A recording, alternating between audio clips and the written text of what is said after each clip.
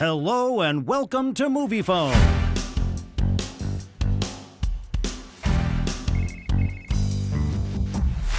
Moviefone TV's holiday special is your ticket to all that's new at the movies this holiday season. Moviefone recommends a universally disliked instructor, an abandoned student, and a grieving cook form an unlikely holiday family in The Holdovers, starring Paul Giamatti and Divine Joy Randolph. Hello, Mary. I heard you got stuck with babysitting duty this year. How'd you manage that?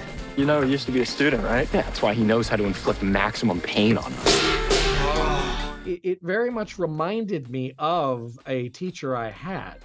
And so that inspiration, he was right there. There was a guy that I had in mind who was a cranky, difficult, curmudgeonly, sarcastic guy.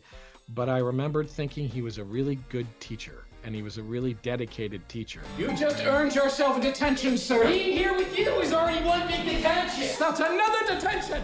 So I didn't want to ever forget the fact that this guy really cared about teaching. I was praying your mother would pick up the phone, or your father would arrive in a helicopter or a flying saucer. My father's dead. For this to be my first time and have a director, especially if someone of Alexander's caliber, to be sitting right next to the camera and, you know, giving me notes on the fly, working with him was such a pleasure. And action. Now, along with your skiing and swimming, I hope you found time to enlighten yourselves about the Peloponnesian War and its implications for today. This has got a kind of different pace from Sideways. So that was just different. I don't know if it was better or anything like that. But in terms of me and him working together, it was easier. We'd become friends in the interim. So now I was just actually there with a friend of mine who I was getting to hang out with, and we happened to be making a movie. You don't tell a boy that's been left behind at Christmas that nobody wants him? What's wrong with you? A parent to endure a child passing, it's just not supposed to even happen that way. The child is supposed to survive the parent. My cousin passed away, unfortunately, and my aunt, who was his mother, immediately became sick and had cancer. This is the last place that my baby and I were together. And to this day, we wonder if that formed from grief. I find the world a bitter and complicated place, and it seems to feel the same way about me. I was a senior in high school at Deerfield, one of the schools they used as a location for this film, and I guess there was something they liked about me. Alexander says it's my hair. It's super exciting because he's feeling everything fresh for the first time. It was great to just watch him, and it mimicked, in some ways, the thing going on in the movie. I don't think I've ever had a real family Christmas like this before. Thank you, Mary. You're welcome. There is, you know, this element of father figure kind of sort of emerging in this relationship, and, you know, Mary, I guess she's, you know, this motherly figure for Angus. You can never truly be there for someone unless you are in it, and even though you experience it with everyone, it's always a unique and different experience. They have nobody else there. So it's like, you know, they're thrown together, but they all need something. They all need to move beyond where they're stuck a little bit. Do not cross The Rubicon.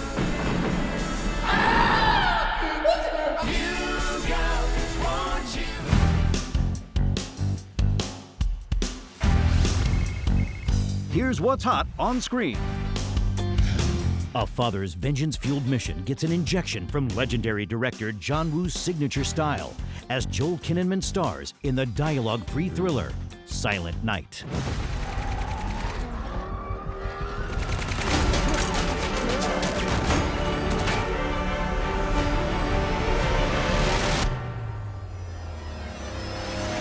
It was surprisingly demanding. I really did not expect how much more demanding it actually was. When the only modality I have to tell the story is through my eyes, and the only way that they do that is if I'm 100% emotionally engaged and present in each scene. Well, I need to, you know, change my style. The story was about an ordinary man when, you know, for taking revenge for the loss of his son.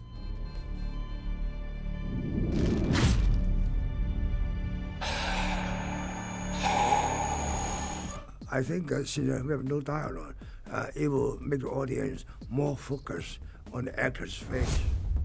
and especially their eyes make the audience so involved with the character. He's in such a state in every scene in this film. It really demanded for me to be there.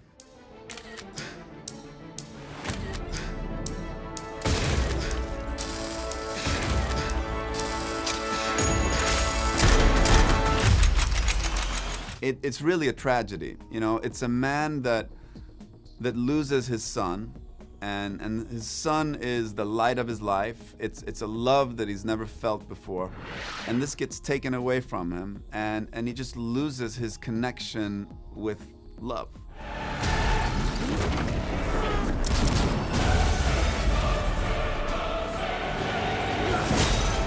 When I met him, he just looked like a ordinary man. That's what we need for the character.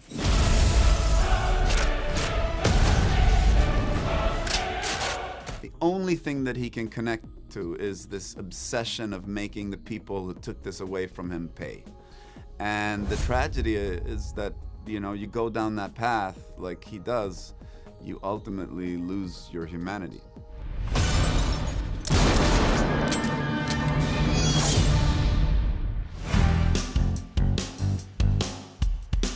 Up next on Moviefone TV's holiday special, Tim Allen and Winslow Fegley.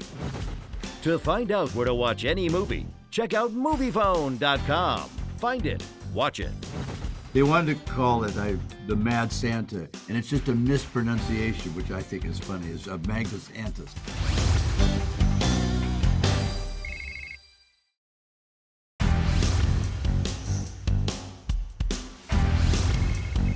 In case you missed it, a blast from Christmas past comes back to thwart the North Pole's family business as Tim Allen returns for season 2 of the holiday comedy series, The Santa Clauses. I love what I do. Here we go. Come on. Cal, did you enjoy that? He passed out. Huh? Oh. The idea that Santa is a mantle that can be passed and not just a singular person is the central idea of the franchise established by the movies. It's what he'd love to be, is keep it in the family. That's the idea, is that maybe my son or my daughter, that it would pass it on to my son if that's what something he'd want to do. Checking it twice. Which is why I'm so geeked to turn Santa into a family business. There's not a full agreement that Cal will be the perfect idea. I really believe that my son, Cal, has what it takes to be the next Santa.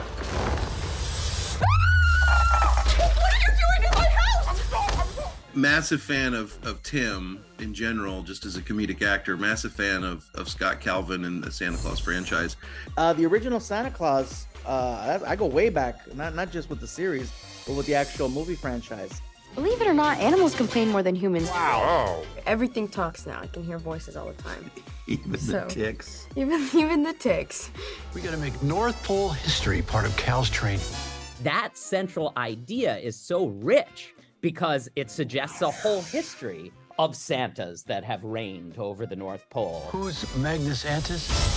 The Mad Santa. Is that something for us to worry about? Betty mentions in the first season the darkest time in North Pole history, and that was the reign of the Mad Santa.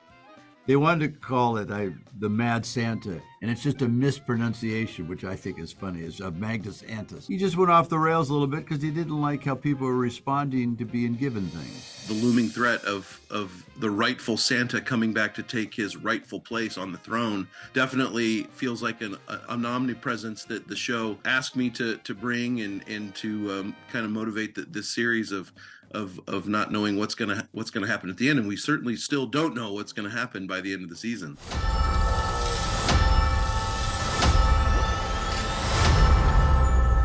Santa? I am Santa, the rightful Santa. He manages to find a way to resurface. He's conjured because of an accident, and my character is the first to discover him. Is the rest of the world like this now? Well, if it was, I wouldn't have to build this place, now would I? And that's why you should always follow your dreams No matter what your dad says. Chris Kringle Moreno, that would be me. But a little bit cuter because I'm wearing a bunch of red and green and I'm very festive. And I'm the owner of a Santa Claus store/museum. How about some sleight of hand? At least it's not improv. I have a kinship with comedians anyway. We're a very small group, so it was fabulous. On top of that, he drilled his character. He's so funny. He's so funny in this, and he's so good in this. Yeah. Really was brilliant. So on top of everything else, once again, another comic comes in and drills the part. Tim Allen's an actual comedian, so it's like to hang out with another comic and be on a set. It was great. It's a nice belly, but that's not a Santa belly. This is a Santa belly.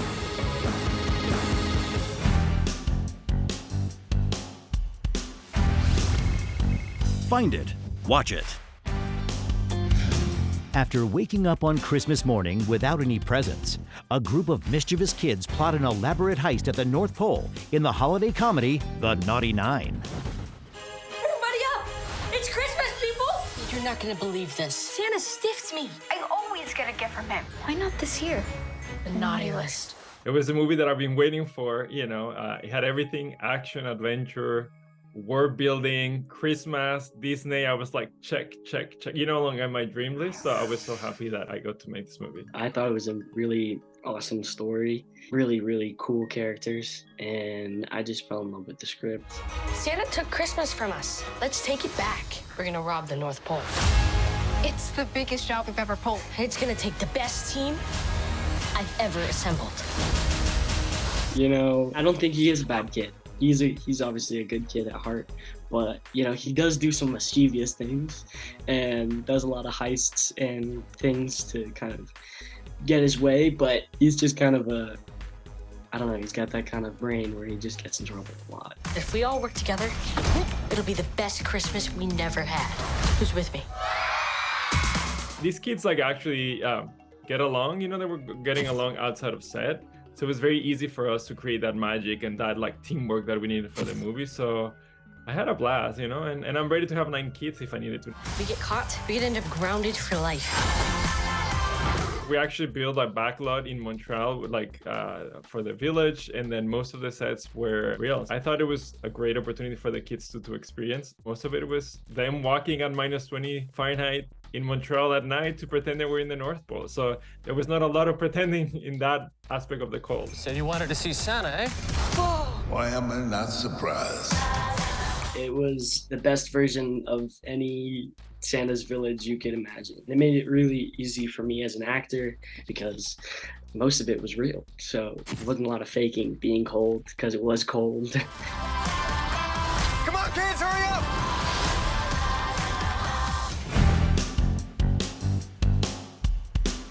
Coming up on Moviefone TV's holiday special, we look at the family adventures, Teddy's Christmas, and Candy Cane Lane. I'd never voiced a teddy bear before. I mean, come on, you gotta do that once in your life.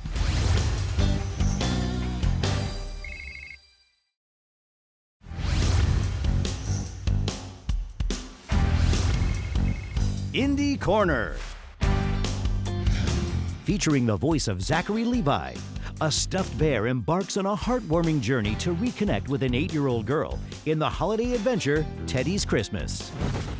The Christmas Wheel of Fortune is about to spin. Step right up. Test your luck. I think she saw you. What? Well, I got involved because they came with an offer. They said, hey, you know, we made this delightful little movie, Teddy's Christmas, in a very different language, and we'd like to bring it to the American market. And we think Zach would be the, you know, perfect American English voice to be Teddy. This teddy bear is the sweetest one in the whole world. He's alive. 1 ticket. Where's the teddy bear? I'd never voiced a teddy bear before. I mean, come on, you gotta do that once in your life. But also, I had never dubbed anything. I had been dubbed. I had been a dubbee, but I was never the dubber. Hello? Is anyone here? Cuddle, cuddle, cuddle. Excuse me, my name is Bola. Teddy? That is definitely Teddy in there. I have to go in and get him. Well, the voice was me, basically. I do all kinds of different voices and dialects and accents and stuff, but I don't get hired for that as much. I think part of it also is getting hired. I think in part was they're looking for an actor of some repute, of some name or marquee value, because they're bringing this movie over. So in that case, they're banking on your voice because nobody can see your face. So if I change my voice too much, then it's like, why did we hire that guy? We didn't need that guy. We could go get somebody else. That is pretty darn high. Nah, this'll be a piece of cake, easy peasy. Okay, you go first. All right. Every time I take on a job, anytime I go do a movie or a TV show or whatever it is that I'm doing, my initial hope is I hope this blesses people. I hope that this brings joy, love, peace, hope. Beyond that, with something that, particularly a holiday movie, yeah, man, holiday movies are, they more than any other season or other holiday, Christmas holiday movies have a season. Like it's, and they come through and they're on, and people, and you want to watch them because they keep you in that same festive, Christmassy, holiday-y kind of vibe, which is it's the best part of the holidays. I hope that this is one of those things too.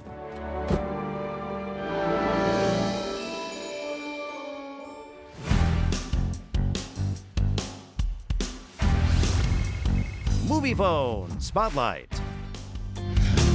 Enchanted into making a deal with a mischievous elf, Eddie Murphy races against the clock to save Christmas in the holiday comedy Candy Cane Lane.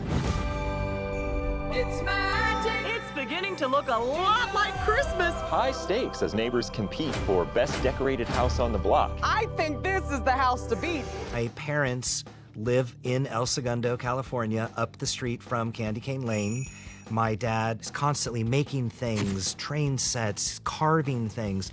So when they first moved to El Segundo, he went all in on decorating in the front yard. I need your breakfast amount of reindeer. What? Why are you like this? And so there was this sort of fun underbelly of a little competition, all about the neighborhood. So that's kind of where the idea came from, was leaning into, where I sort of grew up and what I knew. Wow. What's your Christmas wish? I just want to win this thing. I'll take it. When I first read Kelly Younger's script, I loved it. And my only real note was, as crazy as this is, we don't go far enough. So I said, let's make it even crazier. When I interview, I research and pull a ton of images. And a bunch of those images, when I laid them out in front of Reggie, our director, it was this amazing back and forth, even in the interview, where every idea would just get elevated and elevated. Whenever you make a Christmas movie, there's certain expectations. So you've got to have great Christmas music. You've got to have a really emotional impact on people, and you've got to have amazing decorations. We go back and forth, and everything became, oh yeah, well, we'll just put a surfboard on the roof. No, Santa's got to surf. No, we need a car on the roof. We need a shark. And it got to the point where occasionally one of the producers would see me and Reggie off talking in the corner, and they come over and go, nope, stop it. We don't have the budget. Whatever you're talking about, we can't do it. And we're like, okay. And then Reggie look at me and go, we'll do it. We'll make it happen. Signature, please. Ignore all the fine print. It's like you're signing your life away. Merry Christmas. Yeah, Merry Christmas. Oh, it will be. Eddie was perfect for this because he's a family man. He's like the rest of us. He's decorating the house and making sure that all the family have great presents. So we were both very much in the same mindset of, we love Christmas, we love Christmas movies, here's our contribution. And so to me, the most meaningful moments are those more quieter moments that he spends with his family, with real problems, real issues, all the stress and the chaos that we all deal with around the holidays. So that was really wonderful to see the range that he brought to this character as well. Hold up, that was your wish? Not I don't know, world peace? End hunger. And homelessness? Stop climate change. Save the polar bears? New Drake album. Oh, I love Drake. Point taken. Stay tuned. There's more coming up on Moviefone TV's holiday special.